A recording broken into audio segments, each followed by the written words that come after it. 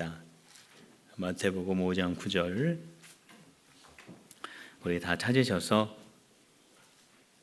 같이 한 목소리로 읽겠습니다. 화평하게 하는 자는 복이 있나니 그들이 하나님의 아들이라 일컬음을 받을 것이미요. 아멘. 우리가 주일 아침마다 팔복의 말씀을 함께 나누고 있습니다. 오늘 벌써 7번째 시간, 7번째 복을 함께 나누게 되었습니다. 우리가 첫 번째부터 6번째까지의 이 말씀을 우리가 쭉 살펴보면은 우리 예수님께서 예수님을 따르는 예수님의 제자들이 어떠한 삶의 원칙을 가지고 살아가야 하는가에 대해서 우리가 여기에서 그 원칙들을 발견할 수 있어요.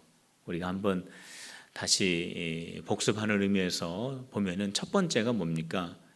심령이 가난한 자는 복이 있나니 그들이 천국을 소유할 것이요.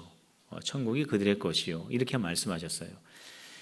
여기에서 심령이 가난하다라고 하는 이 말은요, 내가 연약한 것을 주님 앞에 깨닫고 주님을 의지하는 마음입니다.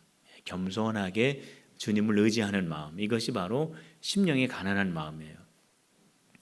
예수님을 따르는 예수님의 제자들의 가장 첫 번째 원리가 뭐냐면, 우리 예수님께서 가장 중요하게 여기는 첫 번째, 그러니까 그리스도인다운 첫 출발은 어디서부터 시작이 되냐면 겸손에서부터 시작이 되는 겁니다. 그래서 겸손한 사람, 이것이 첫 번째 신앙의 원리고요. 두 번째는 뭐예요? 애통하는 자는 복이 있나니 그들이 위로를 받을 것이며 그랬습니다. 여기서의 이 애통이라고 하는 것은 슬픔입니다. 아주 큰 슬픔이죠. 무엇 때문에 슬퍼합니까? 이것은 내 속에 나타난 죄 때문에 슬퍼하는 거예요. 내가 연약한 것을 인정하고 하나님을 더 의지하면 할수록 나타나는 특징 가운데 하나가 뭐냐면, 내가 죄인이구나 라고 하는 것이 깨달아집니다. 그래서 내가 하나님 앞에 더 가까이 가면 갈수록, 내가 신앙생활 더 깊이 하면 할수록 나오는 고백은 뭐예요? 내가 이만하면 되겠다라는 고백이 아니라 나는 정말 죄인 중에 괴수구나, 이런 고백이 나온다라는 거죠. 그래서 두 번째 신앙의 원리라고 한다면 회개하는 삶입니다. 우리는 주님 앞에 갈 때까지 계속해서 회개하는 마음을 가져야 합니다. 세 번째는 어떤 거예요? 그거는 온유한 자는 복이 있나니 그들이 땅을 기업으로 받을 것이며 그랬습니다. 내가 연약한 것을 알고 내가 주님 앞에 회개하는 삶을 사는 사람은요, 온유할 수밖에 없어요. 내가 연약하고 부족하기 때문에 하나님 앞에 온유할 수밖에 없습니다. 하나님이 나를 지금 지켜보고 계시기 때문에 사람들 앞에서 내가 온유할 수밖에 없죠. 세 번째 원리, 그것은 온유입니다. 온유한 성품. 네 번째는 의에 줄이고 목마른 자는 복이 있나니 그들이 배부를 것이며 그랬습니다. 여기서의 의는요, 나의 의가 아니에요. 그것은 나를 구원해 주신 하나님의 구원의 은혜입니다. 그러니까 우리의 삶은 어떠한 삶이어야 되냐면, 하나님이 나를 구원해 주셨다, 내가 하나님의 자녀가 되었다 라고 하는 것을 생각하며 감사하며 기뻐하며 살아가는 삶이에요. 그것을 계속 생각하고 그것을 생각할 때 감사하고 나에게 더 구원의 은혜가 깊이 있게 깨달아지기를 사모하는 그러한 삶, 그 사람이 바로 구원의 깊이를 더 깊이 있게 깨닫게 되고 감격하는 삶을 산다. 네 번째 삶의 원리는요, 하나님의 구원의 은혜를 깊이 있게 감사하며 깨닫는 삶입니다. 다섯 번째는 긍휼히 여긴 자는 복이 있나니 그들이 긍휼히 여김을 받을 것이며, 국률이 여긴다는 것은 뭐냐면은 불쌍하게 여긴다라는 겁니다. 안타깝게 여긴다라는 거예요. 그리고 사랑한다라는 거예요. 국률한 마음은 하나님의 마음입니다. 예수님을 따르는 우리 그리스도인들의 삶의 다섯 번째 원리가 뭐냐면 사랑입니다. 사랑. 여섯 번째, 지난주에 말씀을 드렸죠. 마음이 청결한 자는 복이 있나니 그들이 하나님을 볼 것이요. 하나님을 가까이 하고 또 하나님의 거룩한 성품을 닮아가는 그 사람의 마음은 청결한 마음이 돼요. 거룩한 마음이 됩니다. 그래서 하나님의 뜻을 깨닫게 되고 하나님께서 역사하시는 그 모든 일들을 알아가게 됩니다. 이것이 바로 이 세상에서 하나님을 보는 거죠. 우리가 이 세상에 살면서 하나님을 볼 수는 없죠. 본 사람도 없습니다. 그러나 우리 하나님의 뜻을 깨달을 수 있어요. 하나님께서 역사하시는 일들을 우리가 느낄 수 있어요. 우리가 믿을 수 있습니다. 이것이 바로 하나님을 보는 사람입니다. 자, 이렇게 해서 우리가 6가지 복에 대해서 함께 살펴봤고요. 지난주까지. 오늘은 7번째. 오늘 벌써 7번째 말씀이 되었네요. 오늘 7번째 말씀은요. 화평케 하는 자는 복이 있나니 그들이 하나님의 아들이라 일컬음을 받을 것이며 그랬습니다. 화평케 하는 자는 복이 있다. 오늘 이 말씀을 통해서 우리들 또한 어떠한 삶을 살아가야 하는가를 우리가 함께 살펴보도록 하겠습니다. 화평케 하는 사람은 어떤 사람일까요? 화평케 하는 사람. 화평케 하는 사람은요, 불편하고 불화하고 미워하는 그 관계를 편안하고 화해하고 사랑하는 관계로 만드는 사람입니다. 화평케 하는 자라고 하는 이 말 속에는요, 적극성이 담겨져 있어요. 왜냐하면은 좋은 관계가 되었으면 좋겠다라고 생각하면서 기다리는 것이 화평케 하는 사람이 아니에요. 내가 저 사람하고 좋은 관계가 되어야 되는데 그렇게 생각하면서 기다리는 것이 아니라 좋은 관계를 만드는 사람이 바로 화평케 하는 사람입니다. 그러니까 적극성이 이 속에 담겨져 있는 거죠. 예를 들면은 나하고 어떤 사람하고 안 좋아요, 관계가. 화평케 하는 사람은 어떻게 하냐면요, 저 사람하고 나하고 좋은 관계가 될 때까지 기다리지 않습니다. 화평케 하는 사람은 어떻게 하냐면은 좋은 관계가 될 수 있도록 만드는 사람이에요. 저 사람하고 나하고 관계가 안 좋은데 좋은 관계가 되도록 만드는 사람이에요. 그래서 좋은 관계가 될 수 있도록 내가 먼저 손을 내미는 사람입니다. 좋은 관계가 될 수 있도록 내가 먼저 말을 건네는 사람입니다. 좋은 관계가 될 수 있도록 내가 먼저 마음을 주는 사람이에요. 이 사람이 바로 화평케 하는 사람입니다. 또 예를 든다면은 냉랭하고 딱딱하고 우울한 그러한 그 어떤 분위기라든지 그러한 모임이 있을 때 누군가가 이 분위기를 좀 바꾸어 줬으면 좋겠다라고 기다리는 사람이 화평케 하는 사람이 아니에요. 그 모임을 따뜻하고 부드럽고 활기찬 분위기로 바꾸는 사람이 바로 화평케 하는 사람입니다. 이 사람이 얼마나 소중한 사람인지 몰라요. 이 사람이 얼마나 귀한 사람인지 모릅니다. 이 사람은 참 필요한 사람입니다. 소중한 사람입니다. 정말로 정말로 있어야 할 사람이에요. 이 사람들이요, 어떤 모임에 들어가면은요, 참 이상해요. 분위기가 금방 달라집니다. 금방 사람들의 생동감이 살아나고 그 속에서 막 웃음소리가 막 들려오고 그래요. 이러한 사람들이 있으면은 그러한 분위기가 그렇게 싹 바뀌어집니다. 참 중요한 사람들입니다. 참 필요한 사람들입니다. 바로 이러한 사람들이 화평케 하는 사람이에요. 성경에 보면은, 영어 성경에 보면은 피스메이커라고 되어 있습니다. 평화를 만드는 사람, 행복을 만드는 사람, 해피메이커라고도 그렇게 말할 수가 있겠죠. 우리 예수님께서 7번째 화평케 하는 사람은 복이 있다라고 하신 그 말씀의 목적이 무엇일까요?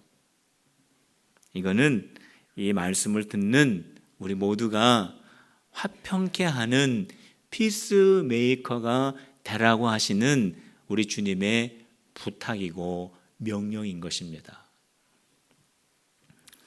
우리 예수님은요, 우리들이 해피메이커 되기를 원하셔요.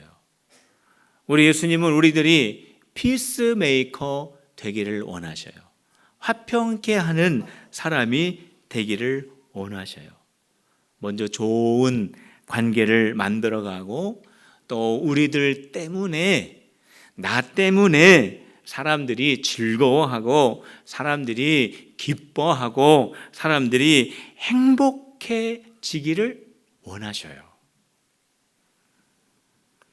나 때문에 사람들이 막 즐거워해요. 나 때문에 사람들이 막 기뻐해요. 나 때문에 사람들이 막 행복하다고 그래요. 그 사람은 잘 사는 사람입니다. 그 사람은 정말 복된 삶을 살아간다고 말씀을 드릴 수가 있어요. 성도 여러분, 나는 화평케 하는 사람인가? 오늘 말씀을 통해서 한번 우리 자신을 비춰보시길 바랍니다. 나는 좋은 관계를 만들기 위해서 내가 먼저 손을 내밀고 있는가? 나는 정말로 친절과 사랑이 담긴 말을 건네고 있는가? 나는 정말로 상대방을 향해서 내 마음을 주고 있는가? 내가 들어가면 사람들이 즐거워하는가? 내가 어떠한 모임 속에 들어가면 그 모임이 따뜻해지는가? 내가 어떠한 사람들과 만나면 그 사람들이 행복해지는가를 한번 생각해 보세요. 나는 해피메이커로 살아가고 있는가? 나는 피스메이커인가? 한번 생각해 보세요.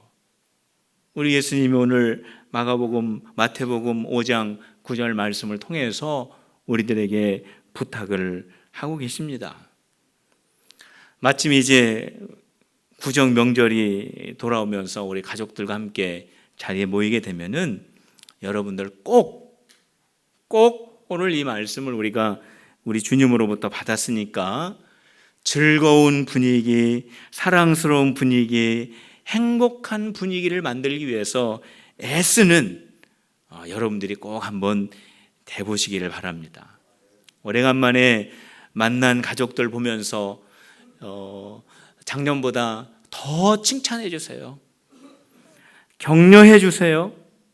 축복의 말을 해 주세요. 나는 1년 동안 하나님이 나에게 이러한 은혜를 주셔서 나는 이렇게 살아가고 있다고 모처럼 만난 가족들에게 내가 받는 은혜를 나누어 주세요. 그리고 힘들고 어려운 일을 당해서 온 가족들이 있다면 손을 꼭 잡고 기도해 주세요. 그리고 이 문제가 해결될 때까지 내가 기도하겠다고 약속도 해 주세요. 우리가 어렵지만은 하나님을 의지하면 하나님은 우리를 정말 좋은 길로 인도하시는 분이라고 말해 주세요. 그 말을 들을 때 가족들이 칭찬의 소리를 듣고 격려의 소리를 듣고 축복의 말을 듣고 위로의 말을 들으면 그 가족들의 마음이 기쁘고 즐겁고 행복해집니다. 이번 명절 때 해피메이커, 피스메이커, 화평케 하는 그 일에 힘쓰는 우리 성도들이 다 되시기를 주님의 이름으로 축복합니다. 예수님께서 왜 해피메이커가 되라고 말씀하셨을까? 그 이유는요, 화평할 때에 천국이 세워지기 때문에 그렇습니다. 화평한 가운데에서 서로 격려해주고 서로 축복해주고 서로 사랑해주고 서로 위로해주면 우리가 기쁘고 우리가 행복하고 우리가 막 즐거워하고, 이게 천국이에요.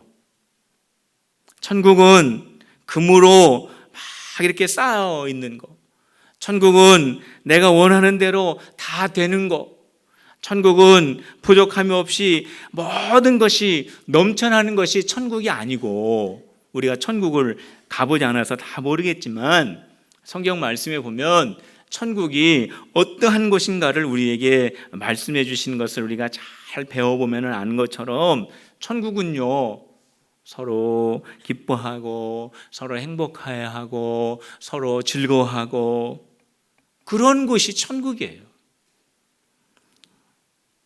예수님께서 화평케 하는 사람이 되라 라고 말씀하신 그 말씀의 내용을 보면은 너희들이 서로 화평해서 그 속에서 천국의 모형을 세워가는 그러한 삶을 살아서 사람들과 함께 천국의 기쁨을 누리도록 천국의 삶을 함께 나누는 그러한 사람이 되어야 한다라고 하는 그러한 내용의 말씀입니다. 이사야서 11장 6절 이하의 말씀에 보면은요, 거기 천국의 모형을 우리에게 소개해 주고 있습니다. 이 천국의 모형은 화평을 통해서 만들어진 천국을 우리에게 보여주고 있는데, 거기에 이렇게 기록이 되어 있습니다.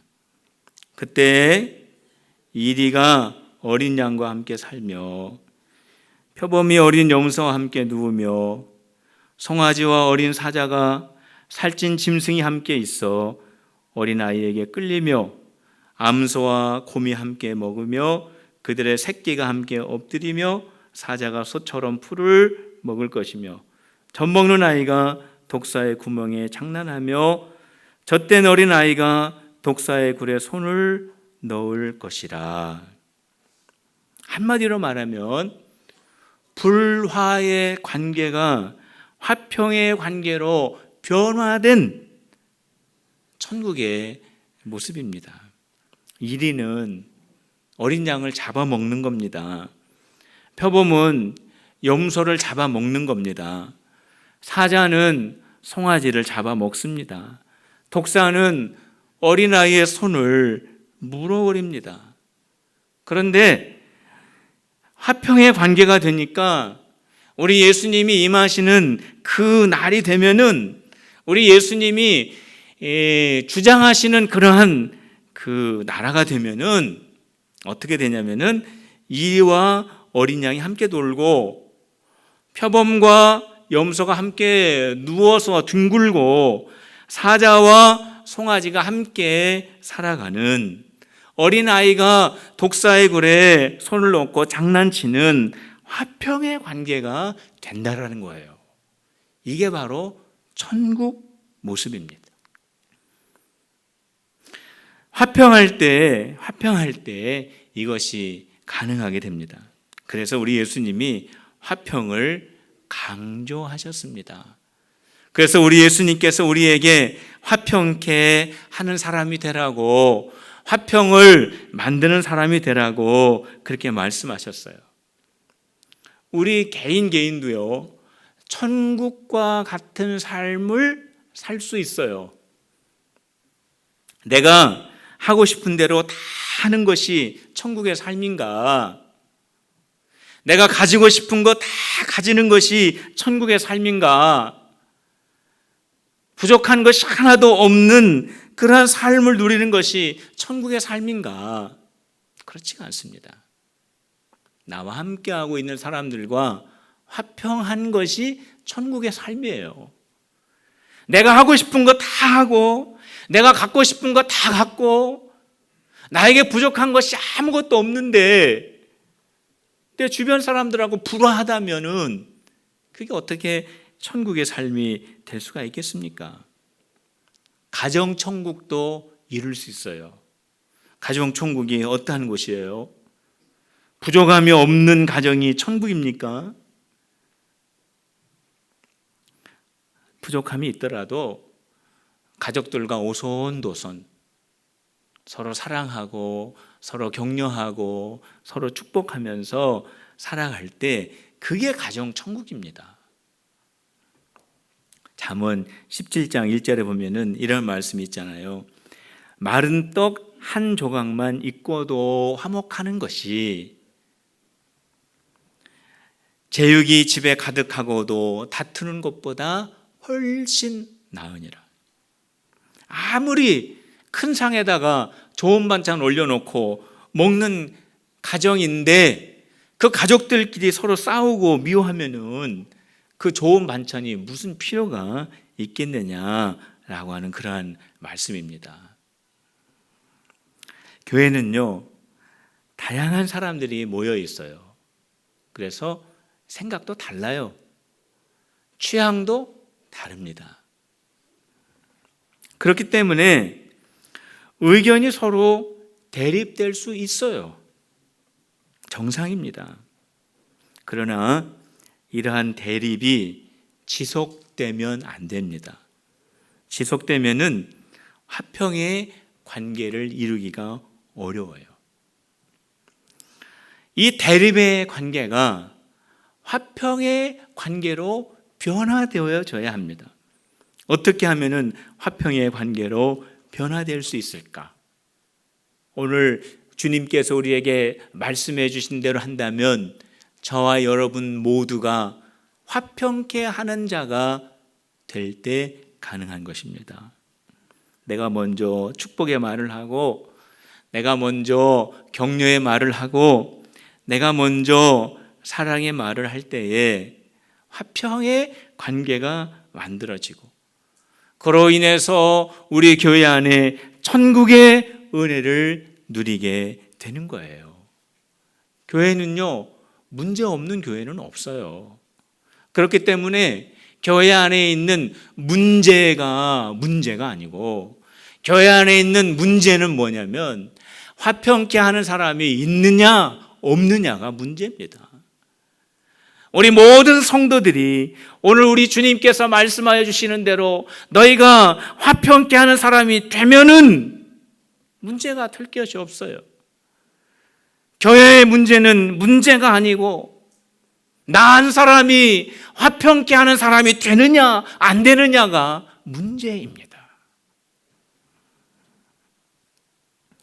내가 지금 이 시간 화평케 하는 사람이 되어야 되겠다라고 이 시간 우리 예수님께서 말씀해 주신 그 7번째의 예수님의 제자의 삶의 원리를 붙잡고 이 시간 결단할 때 문제는 사라지고 다시 천국이 세워지는 것을 믿으시기를 바랍니다. 성도 여러분, 군산시에 교회에서 상처받고 교회 정하지 못하고 방황하는 성도들이 3,000에서 4,000명 정도가 된다고 합니다. 우리 필그림교회가 화평케 하는 교회로 결단해서 상처받은 많은 자들을 위로하고 그들과 함께 천국의 기쁨을 누리는 그러한 필그림교회가 되시기를 주님의 이름으로 축원합니다. 예수님은 화평의 소중함을 강조하셨어요. 우리가 복음서의 말씀을 읽어보면은 우리 예수님이 화평케 하는 것을 참 중요하게 여기셨습니다. 그래서 예수님 형제가 잘못하면 7번 용서해 주면 되나요? 라고 했을 때 아니 70번에 70번에 7번이라도 용서해 주라 이렇게 말씀하셨습니다. 잘못을 지적하면은 어떻게 화평의 관계를 누릴 수가 있겠어요? 우리 예수님께서 형제와 자매가 잘못하면 책망하고 비판하라 안 그러셨잖아요. 예수님께서 겟세마네 동산에서 붙잡히실 때 제자 한 명이 칼을 들고요, 예수님을 붙잡으러 온 대제사장의 그 종의 귀를 베었습니다. 그때 예수님께서 뭐라고 하셨어요? 칼을 다시 집어넣어라. 칼을 쓰면 칼로 다 망한다 그러셨어요. 하나님께 예물을 드리다가 형제에게 원망 들을 말이 생각나면 그 예물을 제단 앞에 두고 돌아가서 화목한 후에 예물을 드리라고 말씀하셨어요. 한 서기관이 성경 중에서 가장 중요한 말씀이 뭐냐고 질문했을 때 우리 예수님은 하나님을 사랑하고 내 이웃을 사랑하는 거라고 말씀하셨어요. 내 이웃과 화목하라는 거죠. 그러니까 우리 필그림 교회가 다 잊어버리지 말아야 될 것이 두 가지가 있는데, 첫째는 하나님을 믿는 믿음이요, 둘째는 우리가 서로 사랑하는 화목을 잃어버려서는 안 됩니다. 다 잃어버려도. 제가 13, 14년 전에 큰 교통사고를 고속도로에서 당했었거든요. 차가 완전히 다 폐차가 됐어요. 그때 제가 감사의 기도를 하나님께 드렸습니다. 그 좋은 그 차가 폐차가 됐는데 말이죠. 왜냐하면은 저는 다친 데가 하나도 없어요. 오중 충돌 나가지고 고속도로에서 비 오는 날 새벽에 큰 사고가 있었거든요. 근데 그 차가, 제 차가 다 박살이 나가지고 다 폐기 처분이 되었는데도요, 감사의 기도를 드렸어요. 왜냐하면 내 생명을 지켜주신 하나님이 너무 감사해서.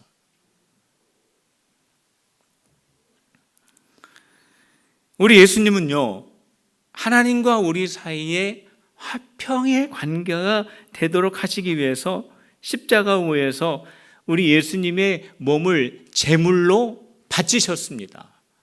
당신의 그 생명을 완전히 희생하셨어요. 하나님과 우리 사이의 그 관계가 화평의 관계가 되도록 하시기 위해서 예수님께서 십자가 위에서 대가를 지불하셨다는 거예요. 성도 여러분, 나 때문에 사람들이 기뻐하고 사람들이 즐거워하고 사람들이 행복해하고 천국이 세워지고 천국의 가정이 되고 천국의 모형이 우리 교회 안에 세워지고 하려면은요, 대가를 지불해야 돼요. 그냥 가만히 있는다고 저절로 되는 것이 아닙니다.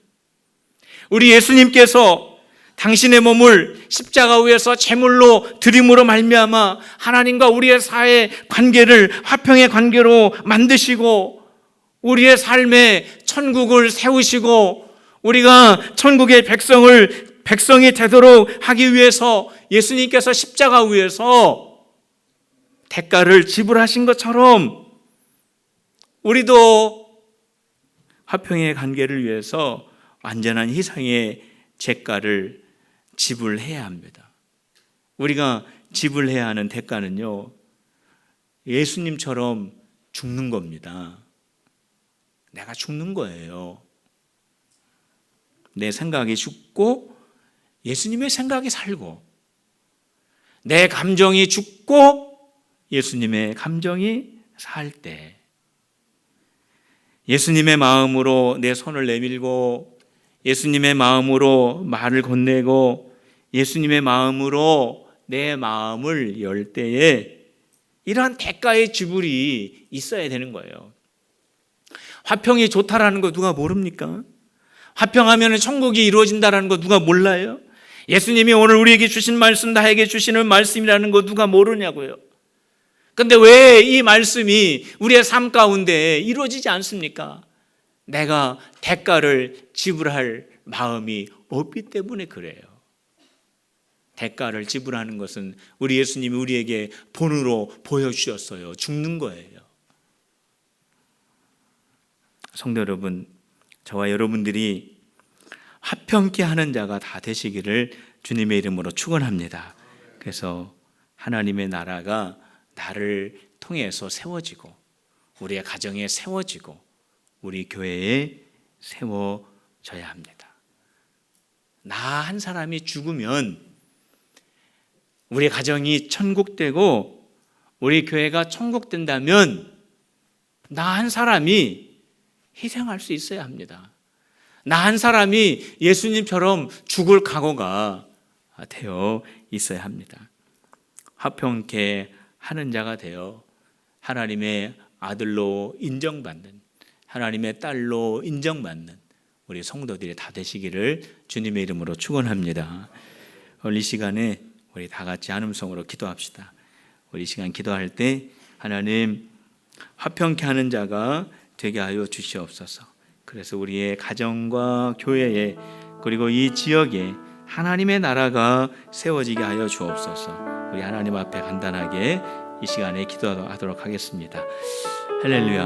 하나님 아버지 감사합니다. 아버지 하나님 화평케 하라고 하신 주님의 말씀, 아버지 하나님 저희들이 피스메이커가 되게 하여 주시고 저희들이 해피메이커가 되게 하여 주시고 우리 예수님이 말씀하여 주신 대로 천국을 세우는 저희들 되게 하여 주시옵소서. 우리 예수님 우리에게 본을 보여주신 것처럼 우리 하나님의 거룩한 뜻에 순종하여 내가 죽고 예수가 사면, 내 생각이 죽고 예수의 생각이 사면, 나의 감정이 죽고 예수의 감정이 사면, 그래서 하나님의 나라를 세워가는 화평케 하는 자들, 화평케 하는 교회 되어줄 수 있도록 인도하여 주시옵소서. 하나님